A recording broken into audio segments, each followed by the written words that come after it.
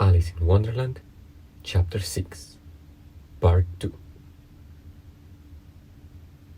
As soon as she had made out the proper way of nursing it, which was to twist it up into a sort of knot, and then keep tight hold of its right ear and left foot so as to prevent its undoing itself, she carried it out into the open air. "If I don't take this child away with me," thought Alice, "they are sure to kill it in a day or two. Couldn't it be murder to leave it behind?" She said the last words out loud, and the little thing grunted in reply. It had left off sneezing by this time. "Don't grunt," said Alice. "That's not at all a proper way of expressing yourself."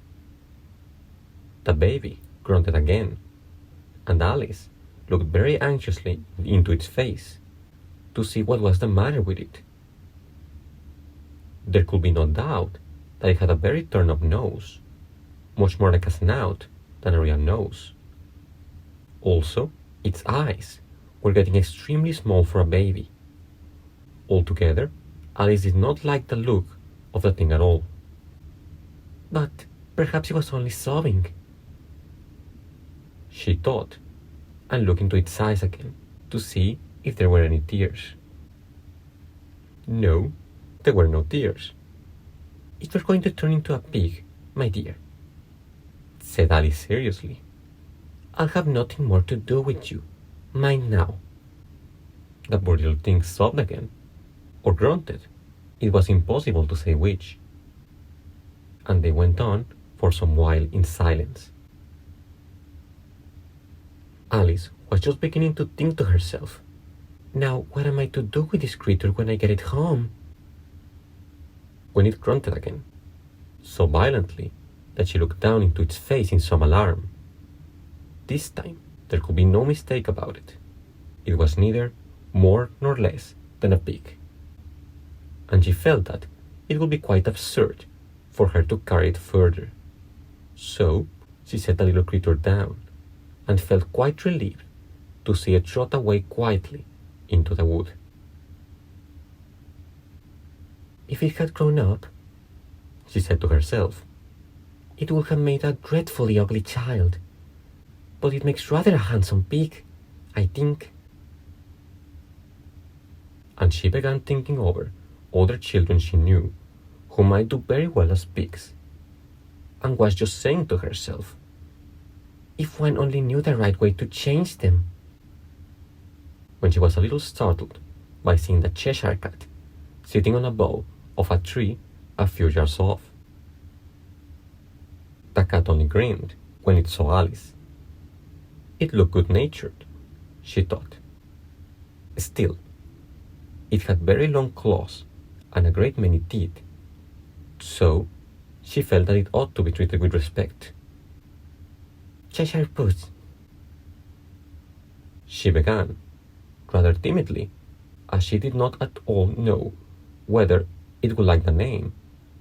However, it only grinned a little wider. "Come, it's pleased so far," thought Alice, and she went on. "Could you tell me, please, which way I ought to go from here?" "That depends a good deal on where you want to get to," said the cat. "I don't much care where," said Alice.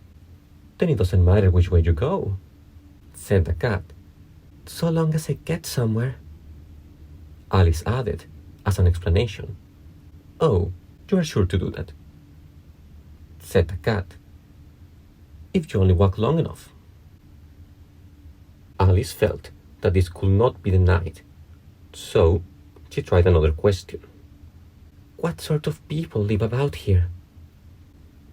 "In that direction," the cat said, waving its right paw around, "lives a hatter, and in that direction," waving the other paw, "lives a March hare. Visit either you like. They are both mad." "But I don't want to go among mad people," Alice remarked. "Oh, you can't help that," said the cat. "We're all mad here. I am mad, you are mad.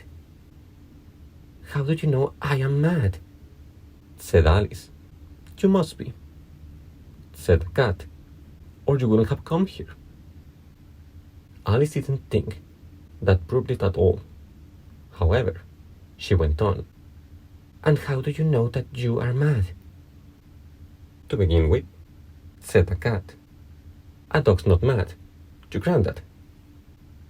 I suppose so, said Alice. Well then, the cat went on.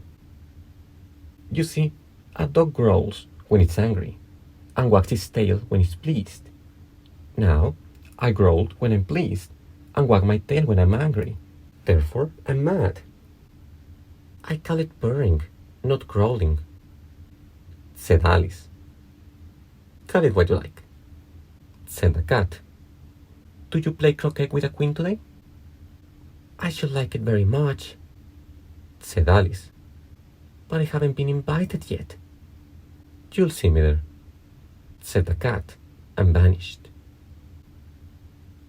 Alice was not so much surprised at this. She was getting so used to queer things happening. While she was looking at the place where it had been, it suddenly appeared again. By the by, what became of the baby? Said the cat.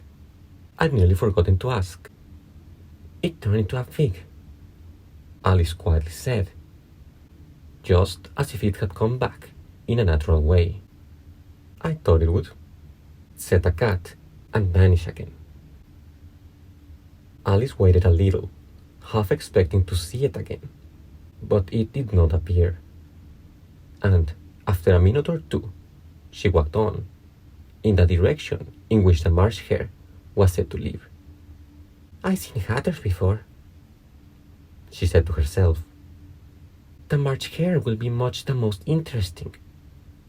And perhaps as this is May, it won't be really mad.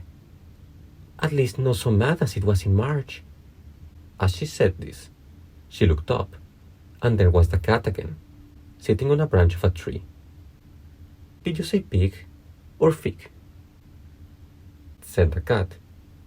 I said pig, replied Alice. And I wish you wouldn't keep appearing and vanishing so suddenly. You make one quite giddy. All right, said the cat, and this time it vanished quite slowly, beginning with the end of the tail and ending with a grin, which remained some time after the rest of it had gone. Well, I often seen a cat without a grin, thought Alice. But a grin without a cat is the most curious thing I ever saw in my life. She had not gone much farther before she came in sight of the house of the marsh hare. She thought it must be the right house, because the chimneys were shaped like ears, and the roof was thatched with fur. It was so large a house that she did not like to go nearer till she had nibbled some more of the left-hand bit of mushroom, and raised herself to about 2 feet high. Even then, she walked up towards it rather timidly, saying to herself, Suppose it should be raving mad after all. I almost wish I'd gone to see the hatter instead.